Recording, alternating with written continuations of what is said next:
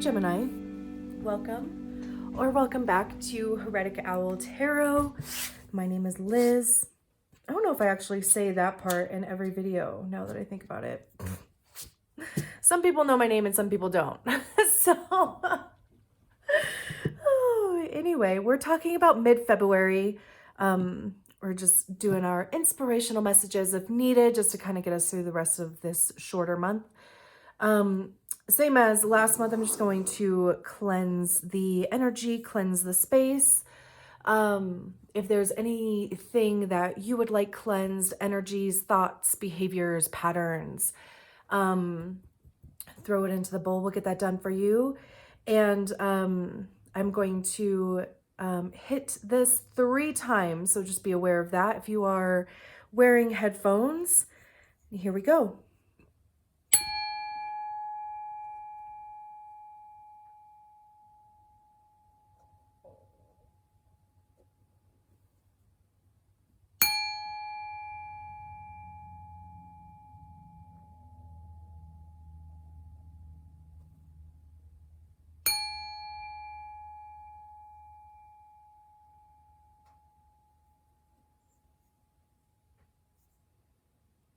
Beautiful. Excuse me. Beautiful. What are you doing?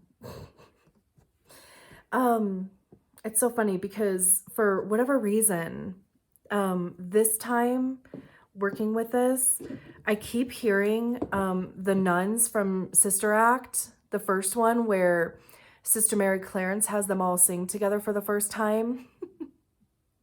I keep hearing that in my head. So I mean, I love it. I love those movies, but you know, maybe we've got some nun energy around us, as part of our guidance, which is awesome. So, we're not working with a spread. My intention is just for a card or two to come out.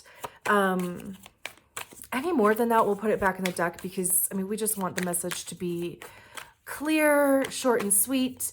The card does have to fall out of the deck. If it flips in the deck, we'll just flip it back over and keep it moving. I don't shuffle reversals into the deck, but if it comes out and ends up in the reverse, we'll keep it in the reverse. So I feel like I keep feeling like I'm missing something and it hasn't come to me yet. So we're just going to keep it moving until it does. So, inspiration for Gemini for mid-February 2022. Inspiration for,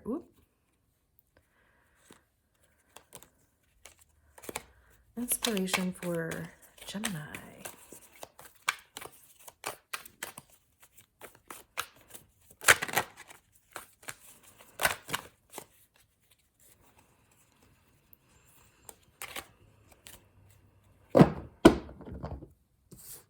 We have the 3 of Wands and the Devil at the bottom.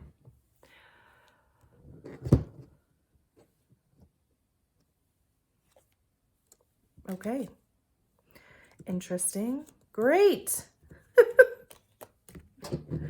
Well, that's some big stuff. So the 3 of Wands talks about, you know, kind of I keep getting this, I'm just going to say it because it keeps going through my mind. Vision of the future keeps going through. You know, we have this path here and, you know, like, this ball that's kind of, you know, lit up. She's, looking at it. There's almost like this energy of having I like spirit guides, or you know, but they're coming through as animals.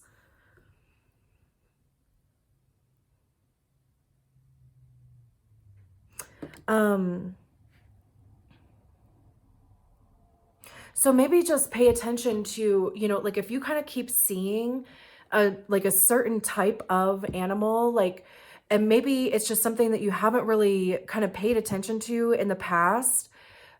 Just Google, like, let's just say, for instance, it's, I keep hearing deer in my head for some reason, but let's just say it's a deer, and let's maybe just say like in your area you rarely see deer, but all of a sudden you're either seeing literal deer or you're just kind of seeing signs or logos that have deer in them.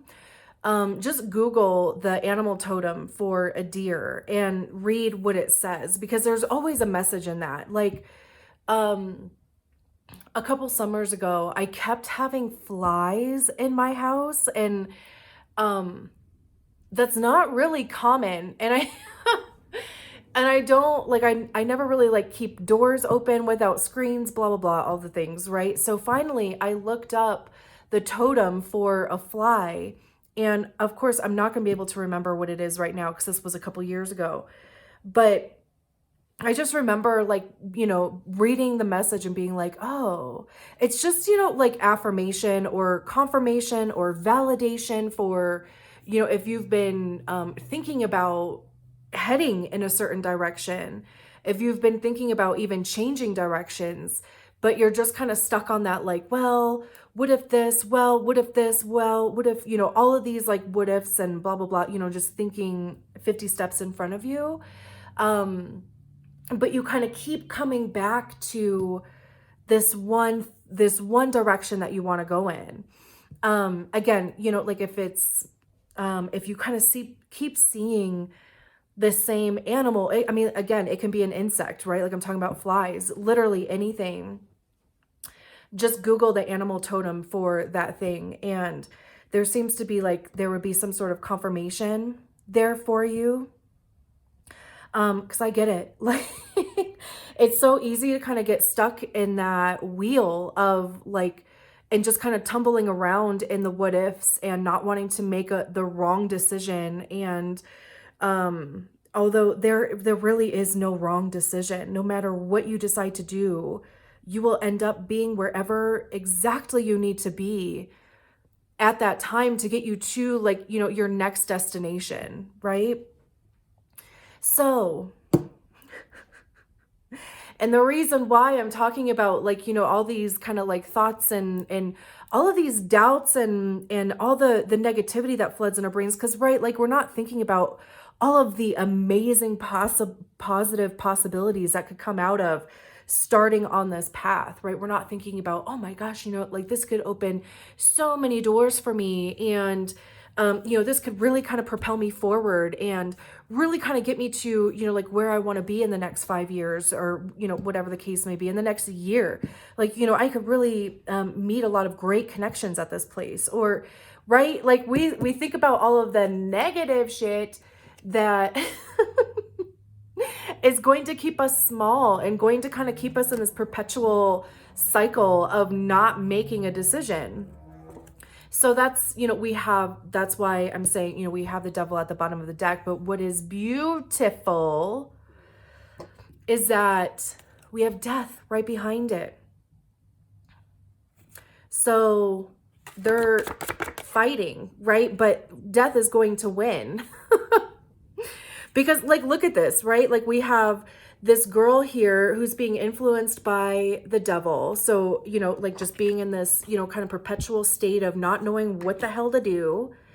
And then, death comes in and kind of like wipes all that out. It's not that we're actually going to die, right? We might think that's how it feels, not going to happen.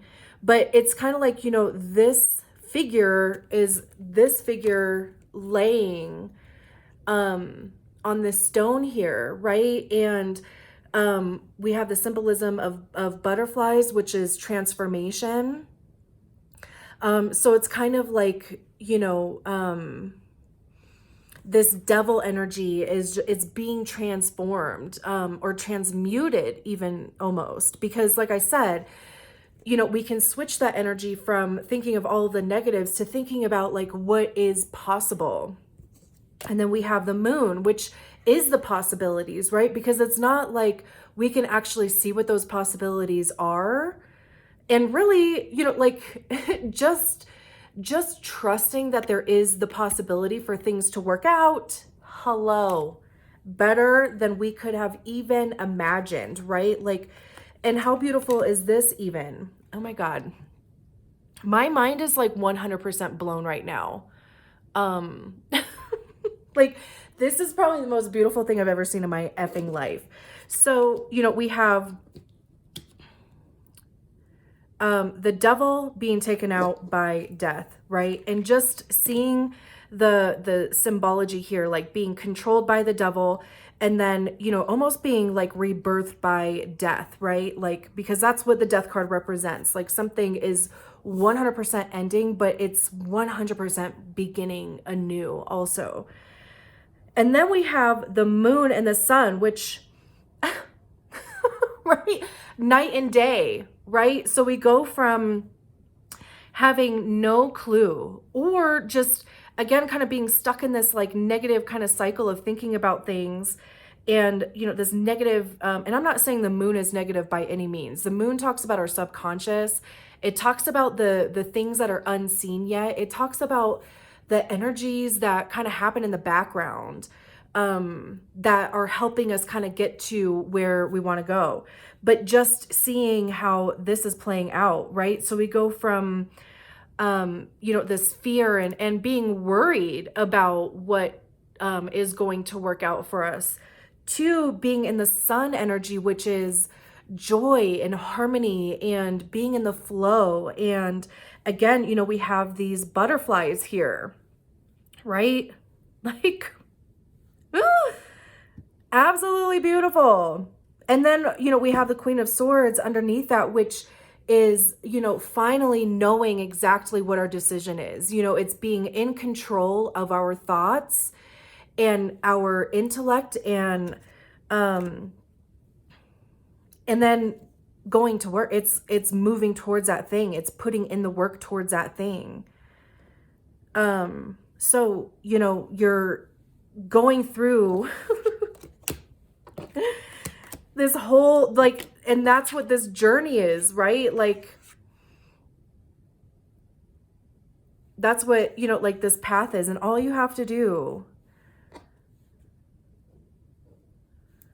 is move forward and trust. That's hard. I get it. But what other option is there, honestly? There comes a point, this is like the last thing I'm going to say, because here I am, I'm like, we want the message to be short and sweet.